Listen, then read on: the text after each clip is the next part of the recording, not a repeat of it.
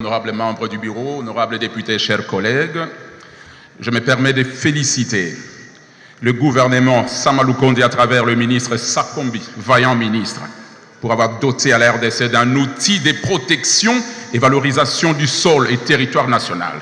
C'est la matérialisation même du programme de son Excellence, Monsieur le Président de la République, qui veut consolider la souveraineté de l'État congolais sur ces terres. C'était sa promesse et nous sommes en train de les vivre. La loi foncière de 1973 stipule que les sols et le sous-sol appartiennent à l'État et les populations locales ont le droit de jouissance sur les terres. Mais nous apprenons qu'une mafia serait en train de boutiquer une réécriture dangereuse de cette loi. Restons dans le strict respect de l'article 9 de la Constitution dans son écriture initiale.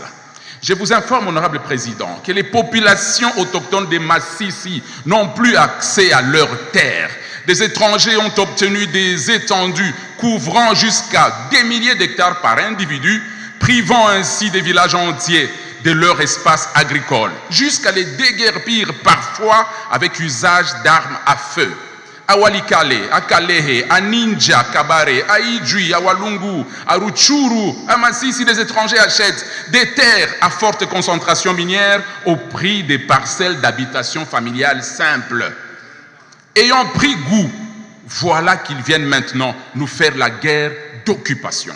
Vita ya Kivu, ni ya kunyanganya udongo, Massissi, Walikale, Kalehe, Kabare na penginepo. Honorable président, chers collègues, cette loi est un trésor pour la République démocratique du Congo. La souveraineté du peuple congolais sur son sol en dépend. Nous prions à cette occasion le gouvernement, particulièrement les vaillants et l'un des meilleurs ministres de ce gouvernement, le ministre Molindo Sakombi, de solliciter l'implication au ministre de la Justice dans le processus de révision et révisitation des contrats fonciers à l'est de la RDC, qui font partie des causes des conflits qui découlent au massacre des populations paysannes, honorable président. Chers collègues, par cette loi, nous demandons aussi le gouvernement de renforcer la sécurité juridique des titres, des petits titres détenus par les pauvres paysans qui ne peuvent pas accéder aux vrais grands titres parce qu'ils n'ont pas assez de moyens. Nous demandons aussi d'appuyer la lutte contre le système de thésaurisation des sols par des individus pendant que les milliers de femmes paysannes n'ont même pas accès à des terres pour cultiver.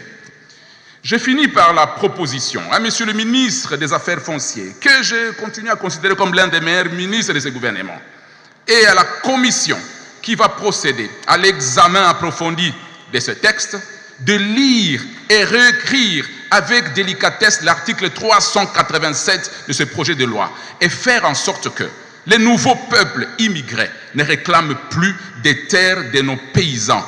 Une question qui était réglée par les Belges qui ont réparti les terres aux tribus congolaises, connues et situées dans des espaces bien délimités et sécurisés par la carte foncière du territoire congolais.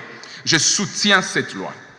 Je l'accompagne et je dis bravo au ministre, bravo au gouvernement et j'accompagne cette impulsion de son Excellence, Monsieur le Président de la République, Félix-Antoine Tshisekedi, qui veut changer les choses et nous remettre entre nos mains notre pays. J'ai dit, je vous remercie.